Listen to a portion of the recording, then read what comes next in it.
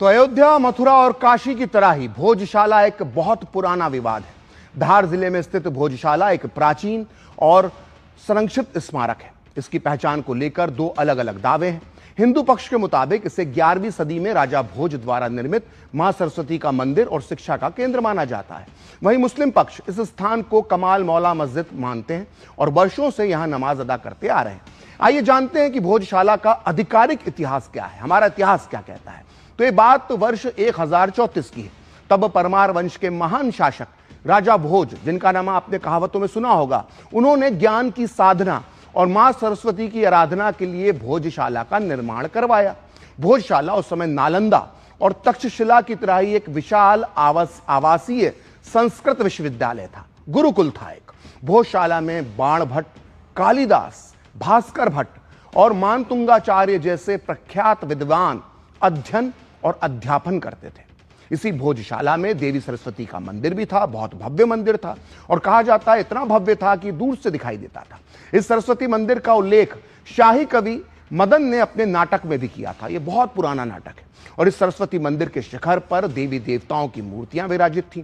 भोजशाला की दीवारों पर देवी देवताओं की मूर्तियां भी उकेरी गई थी। भोजशाला के मध्य में विशाल यज्ञ कुंड है, जो आज भी आप जाकर देख सकते हैं और इसके अवशेष आज भी साफ साफ नजर आते हैं और अंदर मौजूद हैं।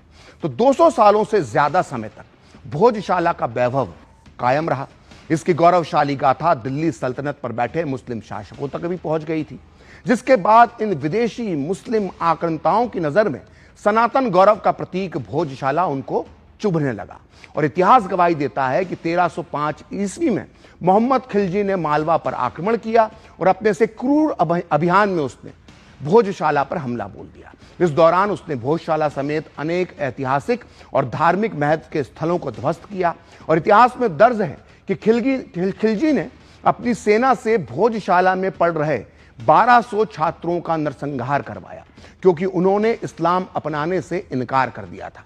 इसके बाद खिलजी ने भोजशाला को दरगाह में परिवर्तित कर दिया।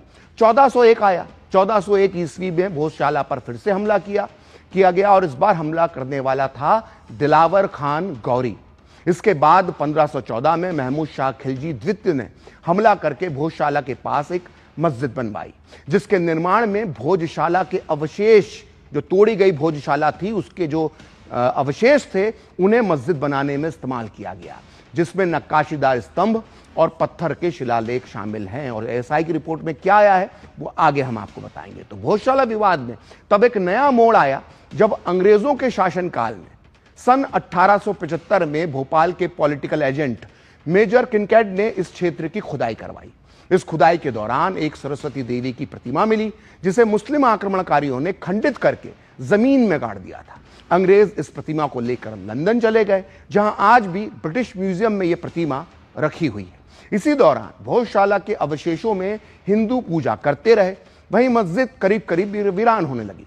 लेकिन 1937 में, ध्यान दीजिएगा साल 1937 में, एक बार फिर मुसलमानों ने यहां नमाज पढ़ने की मांग उठा दी। अगले 5 साल तक विवाद चलता रहा और 1942 में जाकर धार स्टेट, जो धार राज्य था, उसके तत्कालीन महाराजा ने मुसलमानों को नमाज पढ़ने के लिए इस इलाके से काफी दूर बख्तावर मार्ग पर मस्जिद के लिए एक अलग स्थान दे दिया, जहां आज भी रहमत मस्जिद मौजूद है। यहां समझने वाली बात यह है कि मुसलमानों को भोजशाला के नाम पर एक अलग मस्जिद पहले ही मिल चुकी है, लेकिन इसके बाद भी साल 1977 में मुस्लिम समाज ने मंदिर परिसर में नमाज पढ़ना प्रारंभ कर दिया।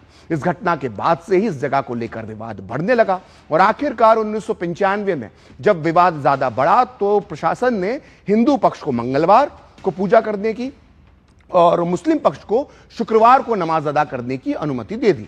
इस दौरान भोजशाला आम लोगों के लिए खुली रहती थी, कोई भी जा सकता था अंदर, वो कभी भी जाकर वहां पर दर्शन कर सकते थे, लेकिन प्रतिदिन पूजा की अनुमति नहीं थी और अंदर जाने के बाद भी आप पूजा नहीं कर सकते, सिर्फ मंगलवार को अनुमति थी। लेकिन 1997 में तत्कालीन मुख्यमंत्री दिग्विजय सिंह ने न केवल आम लोगों की एंट्री पर प्रतिबंध लगा दिया, बल्कि हिंदुओं को मंगलवार को जो सुविधा मिली हुई थी पूजा करने की, उस पर भी रोक लगा दी। दिग्विजय सिंह के इस फैसले का हिंदुओं ने विरोध किया और आखिरकार 2003 में यह फैसला वापस लिया गया। तो 2003 में मध्य प्रदेश के विधानसभा चुनाव में भोजशाला की मुक्ति एक बहुत बड़ा राजनीतिक मुद्दा थी। इसका असर भी हुआ और दिग्विजय सिंह की नेतृत्व वाली कांग्रेस सरकार सत्ता से बाहर हो गई।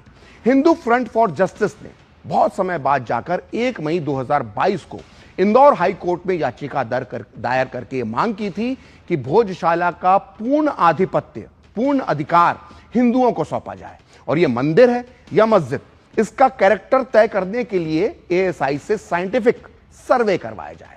11 मार्च 2024 को इंदौर हाई कोर्ट ने एएसआई को भोजशाला का साइंटिफिक सर्वे करके रिपोर्ट सौंपने के लिए कहा।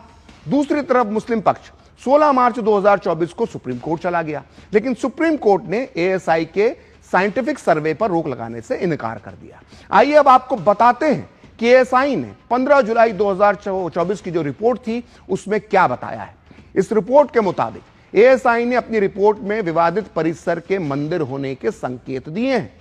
सर्वेक्षण में जो भोजशाला का हुआ उसमें कुल 94 मूर्तियों के टुकड़े और स्थापत्य अवशेष मिले। मूर्तियों में गणेश जी की मूर्ति, ब्रह्मा जी की मूर्ति, नरसिंह जी की मूर्ति, भैरव जी की मूर्ति और अन्य देवी देवताओं और मनुष्यों और जानवरों की आकृतियां शामिल हैं। सर्वे में यह पाया गया है कि कई मानव और पशु आकृतियों को तोड़ा गया या काटकर हटाया गया और विशेष रूप से उन हिस्सों में जहां वर्तमान में मस्जिद स्थित है। मौजूदा ढांचे में मिली कई टुकड़े जो मिले उनमें संस्कृत और प्राकृत भाषा में शिलालेख पाए गए। ये शिलालेख साहित्यिक और शैक्षिक गतिविधियों की तरफ संकेत करते हैं। रिपोर्ट के मुताबिक भोजशाला एक महत्वपूर्ण शैक्षिक केंद्र थी जिसकी स्थापना राजा भोज ने की थी। बरामद अवशेषों से संकेत मिलता है कि वर्तमान की जो संरचना है, जो इमारत है वर्तमान की, वो पुराने मंदिरों के हिस्सों का या उसके अवशेषों का इस्तेमाल करके बनाई गई है। फिलहाल इस भोजशाला परिसर का जो देखभाल है वो एएसआई करती